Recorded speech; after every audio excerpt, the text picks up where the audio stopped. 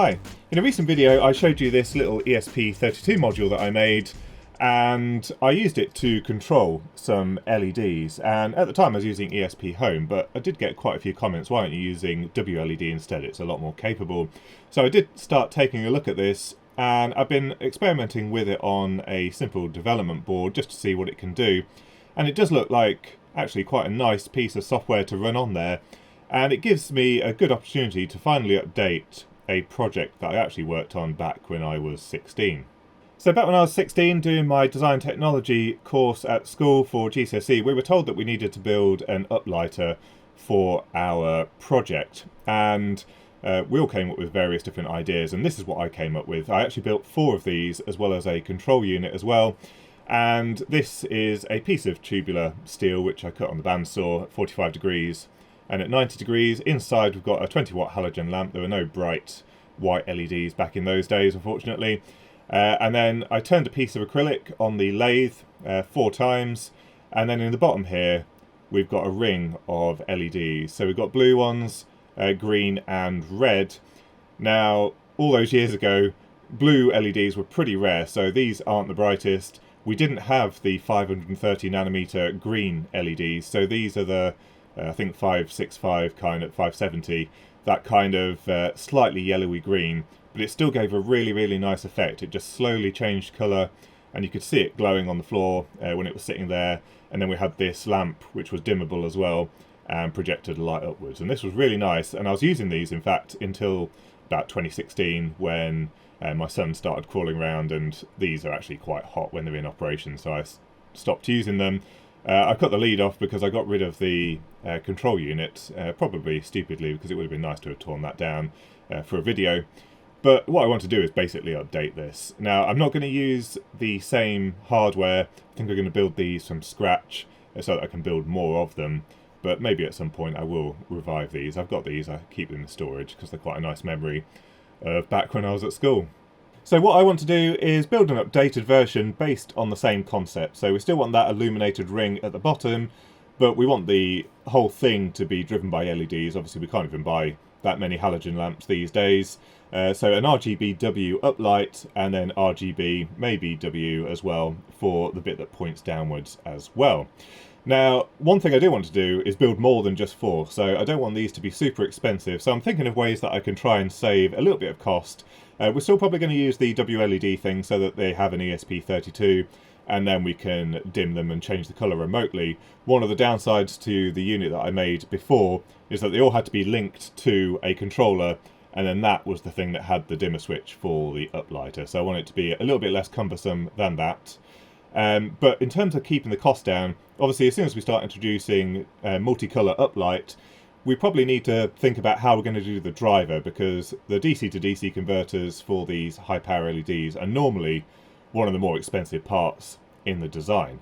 Those that are long-time subscribers to my channel may remember I did a video on these lights that I bought a long time ago.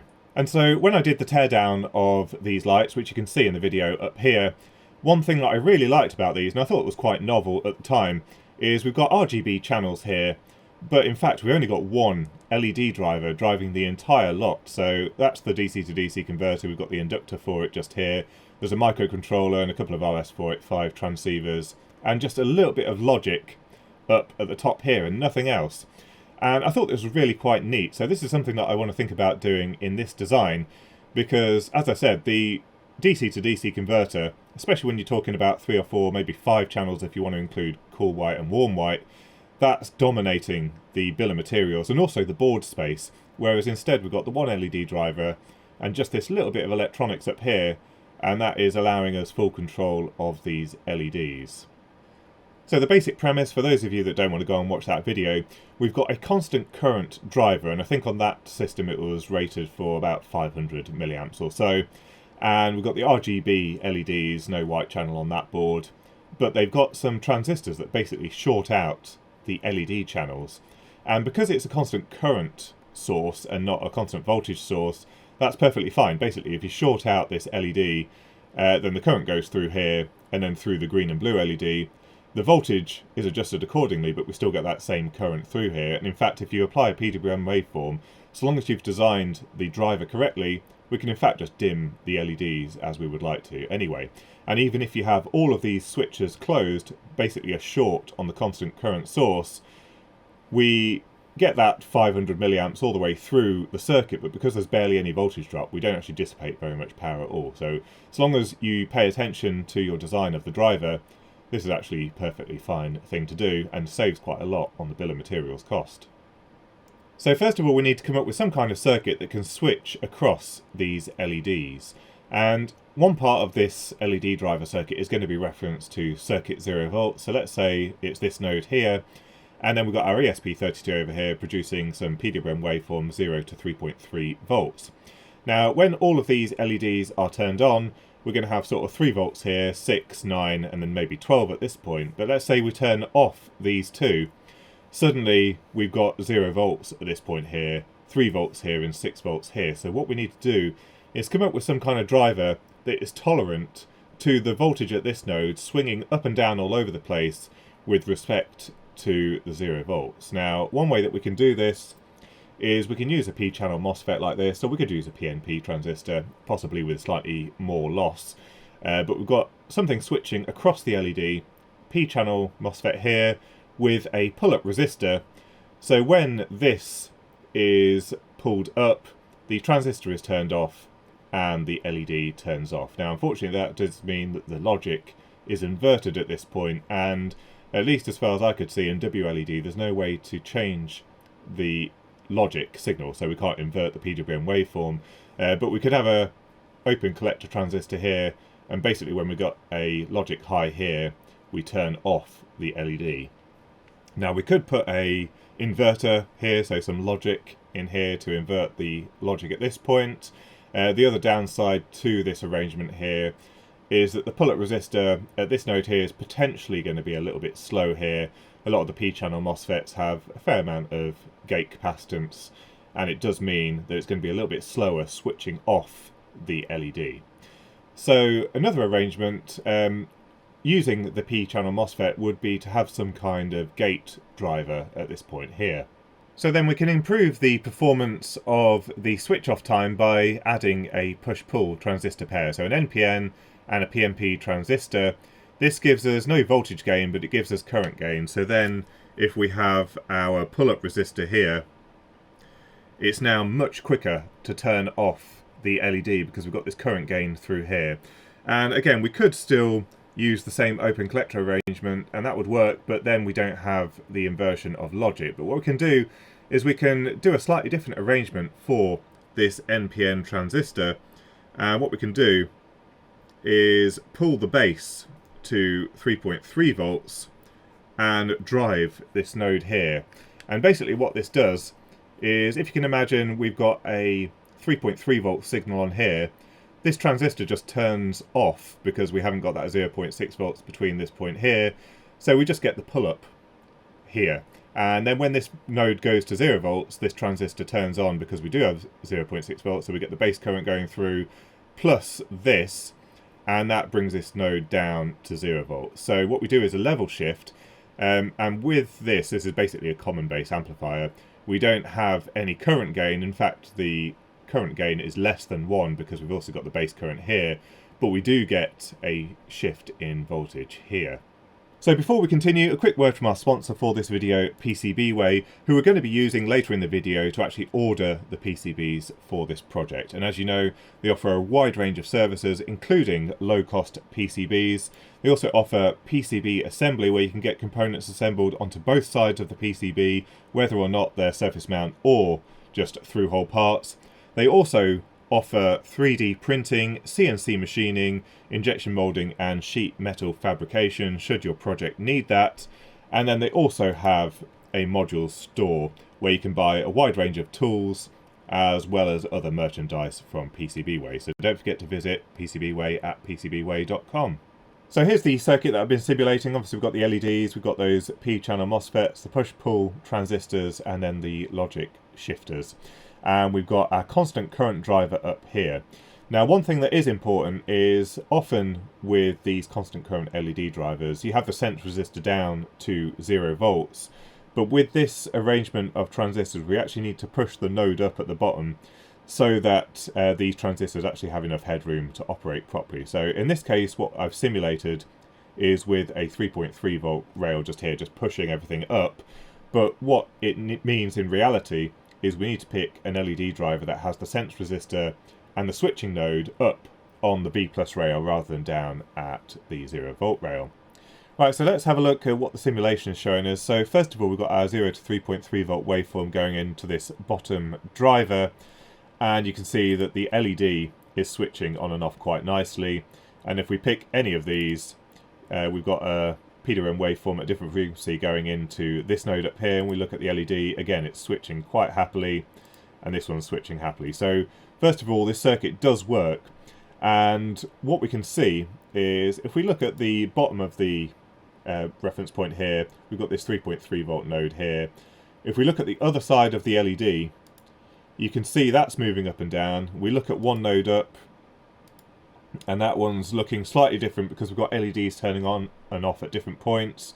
And if we look at the waveform at the top here, it's moving all over the place. We've got the LEDs all switching on and off, and all these LEDs are moving up and down the voltage rail as the LEDs below it are switching on and off. And that's what these drivers have to tolerate. But it looks like it all works properly as it should do in simulation. The complication here is that actually in the application we're probably going to use maybe a 1 kilohertz PWM waveform, much faster than what we're showing here. And so our LED driver needs to be tolerant of that transient waveform that's going all over the place. So we need to pick something with a fairly high switching frequency, ideally something with a very simple feedback circuit. So something where we're just looking at hysteresis control or something like that is ideal in this type of application where the voltage is going all over the place, because it basically means it's only a couple of cycles for it to recover. So next we're going to look at the LED driver chip itself. So again, long-time viewers of the channel will remember my aquarium light project, and I actually used some LED drivers in here, and they stuck out in my mind because they did have this slightly different arrangement of the sense resistor and everything being on the high side. So what we're going to be using in this project is the AL8843. It's the ideal driver because it's got quite a high current capability, so we could drive the uplighter LEDs anywhere up to 3 amps. It's got a 40 volt input range, so in this circuit I'm thinking we're probably going to need a 24 volt supply. So these look like they're ideal, and here is the basic circuit for it. And what you'll see is that we've got an input capacitor here, we've got the supply rail, and it just passes straight through the sense resistor and then straight to the LEDs. And then you can see we've got the inductor on the low side, and then it's got a low side switch for controlling the current. So this is ideal because as I explained in this circuit here, we needed to offset everything up so this driver at the bottom had the correct voltage rails to work properly. And this driver will do exactly this, because basically this node is going to be sitting at almost 24 volts, and this node, the furthest down it can go, is probably going to be about 6 volts or something like that, so the circuit will work absolutely fine. So in terms of the chip, it's quite a straightforward design actually, and one thing you'll also notice is there is no output capacitor here, which is ideal. This means that when we're switching out the various LEDs, we're not suddenly dropping a whole load of voltage from an output capacitor. We don't have to worry about that at all. So this is the driver that we're going to use, and also quite usefully we've got a control pin here which we can use to adjust the current through the LED driver as well. So I'm thinking for example, when all of the LEDs are off, we might just want to turn the driver off entirely. So, you know, if there's no current through the LEDs for a couple of seconds or something like that, then we turn off the driver and put it into a slightly lower power state. So here is the schematic. Now, it does look a little bit complicated. I have tried to cost optimize as much as possible, but there is a little bit on here, some duplication, so I can try a few different things. But what I'm building first of all is kind of a development board that we can play around with, larger than it needs to be, with test points all over the place, so we can make sure everything's working properly. Once I've proven the design, then I can work towards a miniaturized design that fits in the right form factor. So what we've got up here are the power supplies. We need a 24 volt input, then we need 5 volts for some of the electronics on here, and then a 3.3 volt supply. So I've used the same LMR 16006, which I've been using on the previous few designs. It seems to work really well. It's quite low cost, and doesn't require many external components. So we've got some input capacitance, the switcher. I put in a couple of options here for the feedback network, and then we've got our linear regulator just here. Then we've got the ESP32 and the programming header. I've not placed things like the two little transistors and the switches that you often see on here. Instead, I've just started using one of these little ESP32 programmers that does everything for you. Saves a little bit of board space. So that's that. Then for the LEDs that are going to be underneath the light, we've got two options here to try out. So we've got some WS2812. They work quite nice with WLED, and we can just put those on a separate channel so we control those separately from the uplighter. But also as another option, what we've got is some Luxian LEDs. These are just plain RGB LEDs with some open collector transistors to do the PWM waveform. Then we've got the LED drivers. So this was the arrangement that you saw in LTSpice there that I'd simulated. So everything exactly as it was in there. And then we've got the LED driver itself. A couple of options here for the feedback resistor.